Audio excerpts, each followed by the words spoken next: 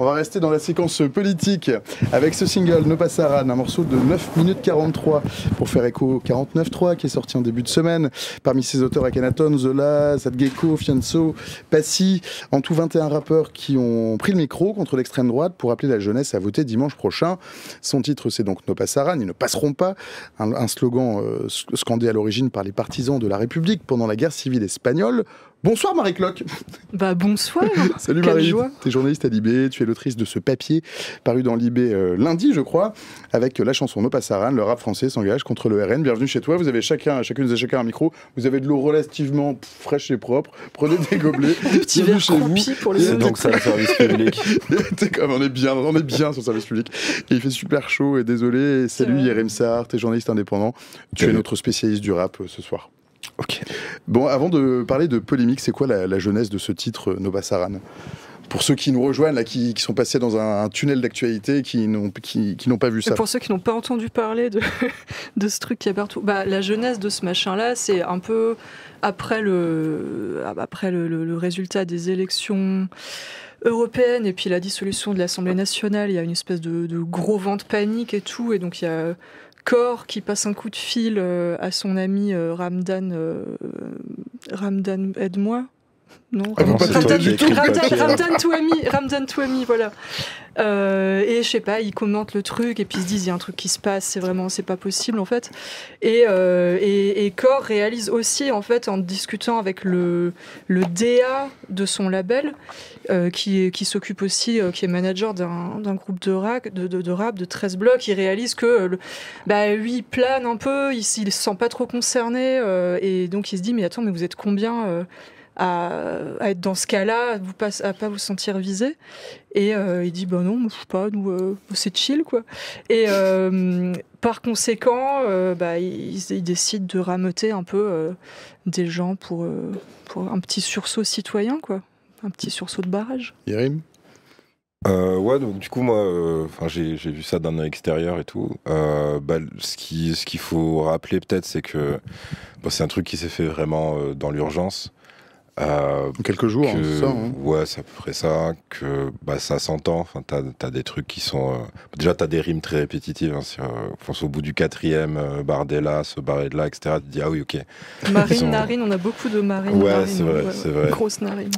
Donc ouais. Et après, ce qu'il faut savoir aussi, c'est que il y avait d'autres structures, on va dire, qui essayaient de monter ce genre de morceaux collectifs pour faire passer un message anti-extrême droite, mais avec les mêmes gens ou avec non ces gens non justement c'est des gens qui n'y sont pas arrivés parce qu'en gros niveau contexte dans le rap français il y a une grosse dépolitisation surtout même dans ce morceau ça s'entend. Non, mais tu déflores ma question d'après, ça fait hyper longtemps qu'ils s'étaient pas engagés dans une cause politique. C'est pourquoi? Parce que c'est plus leur truc, parce qu'ils pensent que ça ne les concerne plus, parce qu'ils n'y croient plus. Parce qu'ils pensent que c'est plus leur monde, finalement, aussi, avec une défiance. Non, en fait, alors il y a plusieurs trucs. C'est qu'il y en a qui continuent de s'engager, mais pas du tout en musique, qui considèrent que leur musique n'a pas la forme adéquate pour faire passer ce genre de propos. Et après, t'as une vraie dépolitisation, et là, c'est un peu parce que tu sais, le rap, c'est toujours le symbole de l'époque et de la société dans laquelle il évolue. Donc, en gros, à l'image du reste de la société, les rappeurs se sont dépolitisés. Et puis, faut dire ce qui est aussi, ça a arrangé tout le monde, y compris nous. C'est-à-dire que c'est plus simple d'avoir, je sais pas, de la sponsor ou des gros partenariats ou des hautes rotations radio ou d'être playlisté vraiment beaucoup sur les plateformes de stream. C'est plus simple de faire ça avec des morceaux courts et légers qu'avec un texte super dense et ultra revendicatif, quoi. C'est ça aussi, l'ultra-professionnalisation du truc fait que en fait, t'as cet aspect-là, c'est aussi, il y a un moment où dès que ça pète, ça devient un job et tu mets pas en péril ton travail, quoi. C'est trop risqué, c'est ça. Bon, parlons de la polémique. Donc, No Pasaran, ça a un petit peu embarrassé la gauche. Pourquoi ça se point embarrassant, Marie? On va parler des mauvaises choses maintenant. Mais après, on va peut-être voir aussi que peut-être qu'on fait un mauvais procès et qu'il faut peut-être pas jeter le bébé avec l'eau du bain, tout ça. Bah, c'est compliqué après. Il y a, ça a été reçu de manière un peu violente par un peu tout le monde en fait, mais peut-être aussi par des gens qui n'écoutent peut-être pas beaucoup de rap. Bah, il y a ça. Et puis, ça a été fait un peu vite aussi, certainement. Faut pas minimiser. Enfin, faut vraiment pas minimiser le truc que disait Yerim, c'est qu'il y a une espèce d'impulsivité. Enfin, faut remettre quand même le truc dans le chronologiquement. C'est quand même un projet qui a été où je sais pas, Corps passe les premiers coups de fil pour rameuter des rappeurs. Il y a genre 2 semaines. Donc en fait c'est un truc qui s'est fait dans un rythme super effréné, les couplets ont été écrits, on est dans un truc au pied du mur, il y a une espèce d'urgence totale, et donc bah voilà, ce qui se passe c'est qu'il y a une impulsivité totale, il y a une violence, mais de même que dans 11-30 contre les lois racistes en 97. Il faut peut-être que tu expliques un petit peu, on a un peu tous les âges dans le chat. Bah, en fait, ce morceau-là, il se place un peu dans l'héritage de... Enfin, le morceau No Pasaran, il se place dans l'héritage de 11-30 contre les lois racistes, qui était un morceau sorti en 97. Pareil, à l'initiative d'une personne qui a fédéré des rappeurs dans le contexte où tu avais une loi, donc la loi Debré, qui était en pourparlers, qui n'avait pas encore été votée. Malheureusement, elle a été votée malgré ce morceau, mais ce morceau, il est sorti en plein truc brûlant où on discutait de cette loi qui, en gros, visait à... Ça devait restreindre les conditions d'accueil, enfin, ça devait restreindre les possibilités d'accueil de personnes sans papier, de migrants en France, durcir leurs conditions de séjour. Enfin, il y avait un truc, voilà, et donc contre lequel on portait à faux. Et le morceau, il y a aussi des trucs où... je sais plus qui dit quelque chose du genre, qui s'adresse à Debré directement en lui disant moi je suggère une idée, tapons-lui dessus pour lui faire comprendre ceci et cela. Enfin, je sais pas, j'ai peut-être la citation exacte, mais c'est genre oui, je balance une idée révolutionnaire. C'est Fab qui dit ça. Debré hors la loi, si tu l'attrapes, mets-lui un coup pour moi. Un coup pour... c'est quand même, ça vient quand même de quelqu'un qui est un lyriciste extraordinaire. Donc il y avait déjà une violence, il y avait déjà des attaques à l'époque, quoi. Et ouais. Yerim ? Ouais, bah c'est en gros pour le côté polémique, ce qu'il faut vraiment dire, c'est qu'en fait même dans le milieu rap, genre les auditeurs, il y en a pas mal qui ont trouvé le son assez flingué, parce que justement en fait c'est la galère quand tu fais un morceau collectif en si peu de temps, avec en plus il me semble que Corps l'a dit, c'est que il s'est pas permis en fait d'avoir un droit de regard sur les textes des uns et des autres. Donc fatalement, déjà t'as des grosses erreurs de casting, t'as des hors-sujets complets. C'est quoi les erreurs de casting par exemple ?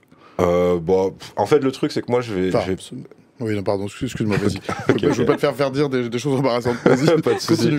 C'est pas le but sur 20 minutes. En fait, le truc, c'est que là où le timing est super vicelard, c'est que on pourrait faire le procès du rap et des rappeurs ou l'examen de conscience, ou appelons ça comme on veut. Là, le truc, c'est que vu l'ennemi qu'il y a en face, on se donne rendez-vous dans 1 semaine, si vous voulez, on fait ça. Mais on attend 5 jours, quoi, c'est ça ? Ouais, on attend 5 jours. Mais non, mais en gros, là l'idée, c'est que ouais, t'as des couplets qui sont presque entièrement hors sujet et tout.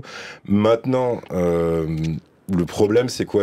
Les 11-30 contre les lois racistes, c'était encadré par une structure, par un label qui s'appelait Cercle Rouge Production, qui, comme son nom l'indique, était assez fortement politisé à l'extrême gauche. Et donc, eux, il y avait un encadrement, etc. C'est pas simplement que les rappeurs d'aujourd'hui seraient stupides ou quoi, c'est qu'il y avait toute une DA en fait à l'époque.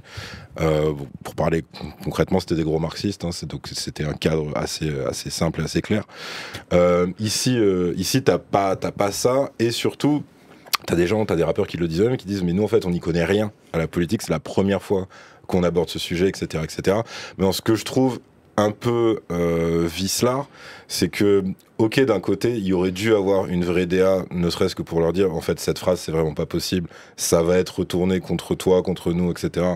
Et en fait, c'est pas, enfin, il y en a certains, tu dis, c'est même pas tendre le bâton pour se faire battre, c'est vraiment, ils se sont dessinés une cible sur le front, ils ont distribué des armes à tout le monde, quoi.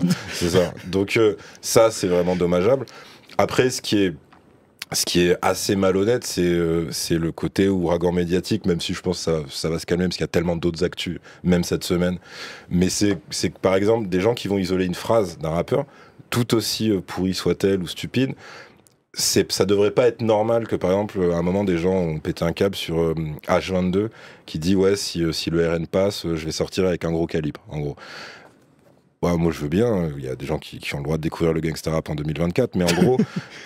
c'est un peu consubstantiel au rap quand même. Alors déjà il y a ça, mais c'est surtout, je comprends pas à quel moment... Je trouve des paroles un peu rugueuses, quoi. C'est ça, c'est-à-dire lui par exemple c'est un Lyonnais. En fait, si je voulais vraiment un peu faire de la branlette intellectuelle, je pourrais très bien dire, vu la ville où il habite, il peut considérer que sa survie même est en danger dans le cas où l'extrême droite passe. Parce que, il me semble, juste en février de cette année, il y a trois jeunes d'origine maghrébine qui sont tombés sur des identitaires. Ils se sont mangés 17 coups de couteau, on les a retrouvés dans une mare de sang.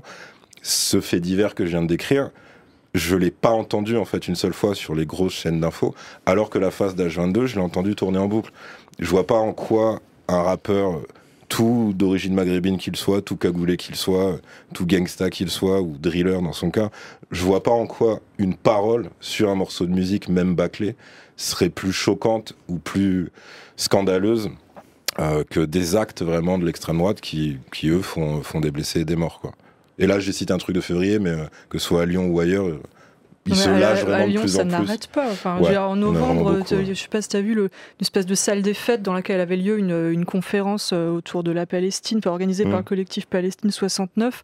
Et des mecs, une vingtaine d'identitaires ont surgi avec des battes de baseball, des poings américains et tout, dans une réunion de discussion avec des vieilles personnes, des enfants, et les gens ont dû se barricader dans la salle. Enfin, en fait, il y a un truc où il y a aussi quelque chose de malhonnête dans le fait de se dire, en fait, Bardella donne un visage un petit peu placide, c'est un peu le Laurent Romeshko, c'est bon, enfin, il y a pas de danger. Alors quand moi, j'aurais dit Greg dans Succession, parce que ça se voit qu'il est pas. C'est un peu ce bon Greg. Il est absent, quoi. Ouais.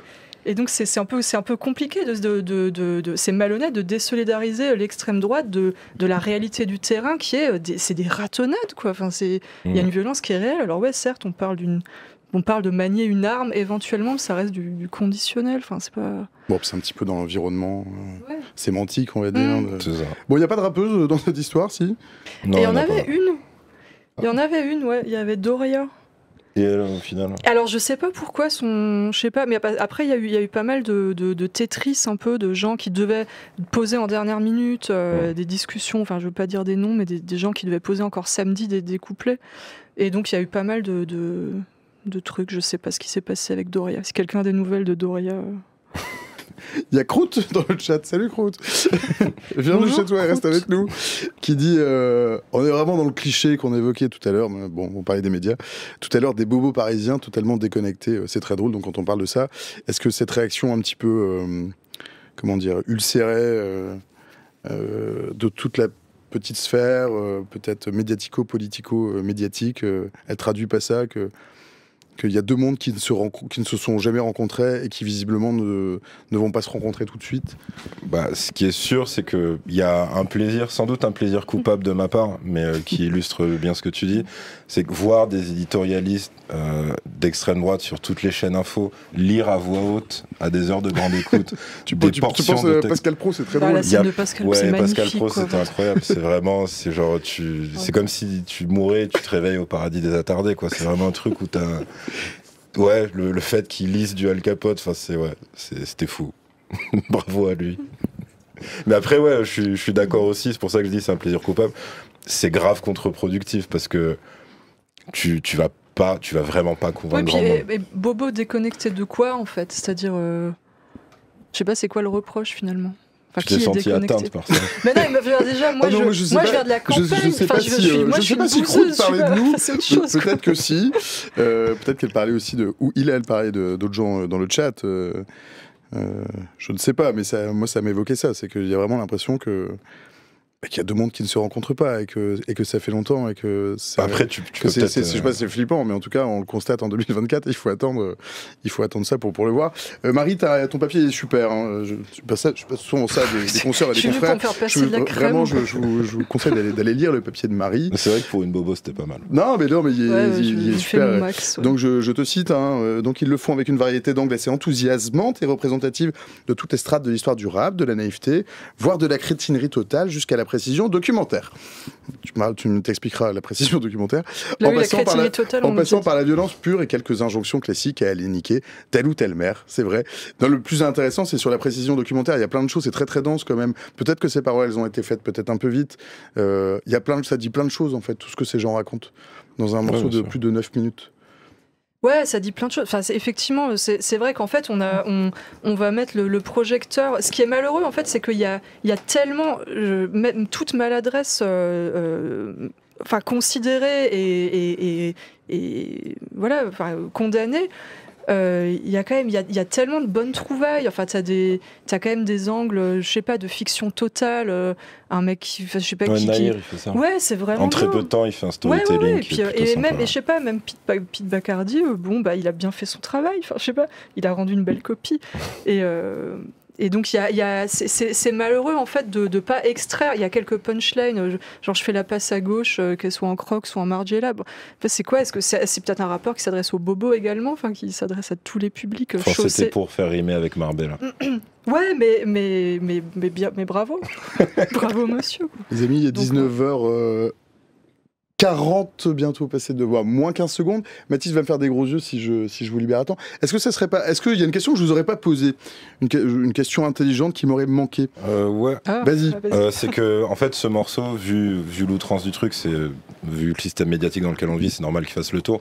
Mais en fait, il y a plein d'autres initiatives, pas nécessairement en musique et pas nécessairement aussi grossières, on va dire, ou aussi un peu raté le coche. Notamment là, le 5 juillet, à la Flèche d'Or, il y a un concert organisé par un collectif qui s'appelle La Familiale, avec plein d'artistes différents, table ronde, etc. Donc c'est à 20h à la Flèche d'Or. Tout est reversé à des assos en termes de recettes. Et puis il y a aussi plein de rappeurs qui ne sont pas sur ce morceau, mais qui ont communiqué abondamment sur leur réseau de plus en plus. Certains parce qu'ils étaient poussés par leur fanbase, et d'autres de manière naturelle. Donc il y a eu... Alors même si c'est pas une rappeuse, on va la compter quand même. Il y a eu Aya Nakamura. En R&B, il y a eu Monsieur No. Après, il y a eu Attic, Ben PLG, Oudi, Niska dernièrement, Bébé Jacques. Il y en a vraiment beaucoup. Et ce qui est cool, c'est qu'ils ont lâché le narratif un peu nul de dire qu'il faut faire barrage aux extrêmes. Ils disent bien ORN, etc. Parce que ça, c'est pareil, c'est un contre-son-camp assez flagrant de dépolitisation quand tu dis les extrêmes et que tu ne fais que reprendre ce que tu as entendu dans d'autres médias que le vôtre, on va dire. Ouais, et puis en ce moment même, enfin là, je sais pas, allez, si vous avez la chance d'être à Paris ou la malchance d'être à Paris, foncez à République. Ouais. Bah voilà, République, là, dans moins d'une heure, il y a Grunt qui réunit des rappeurs et des rappeurs. Grunt qui est un média spé rap. Voilà, c'est un média spécialisé dans le rap et qui fait une scène, voilà, pour soutenir un peu le. Effectivement, parce que c'était l'appel à République, là, c'était beaucoup de médias et d'assos, et il y avait des médias rap qui sont agrégés aussi. Il y a aussi des petits médias rap qui essayent au maximum de se connecter entre eux, même si de base, c'était pas dans leurs habitudes de cohabiter, voire même de s'aimer, de se tolérer, on va dire, pour essayer de faire du relais d'informations stratégiques, etc., etc. Donc en fait, il y a des choses qui se passent. Là, le morceau, c'est la partie visible de l'iceberg, c'est une partie voilà un peu crasseuse, un peu polluée. Mais en fait, il y a une partie immergée qui est aussi très très importante, et on espère qu'il va continuer au-delà de l'élection, parce que malheureusement, si le vote était une arme suffisante pour éviter les ordures, bah ça se saurait depuis le temps, quoi.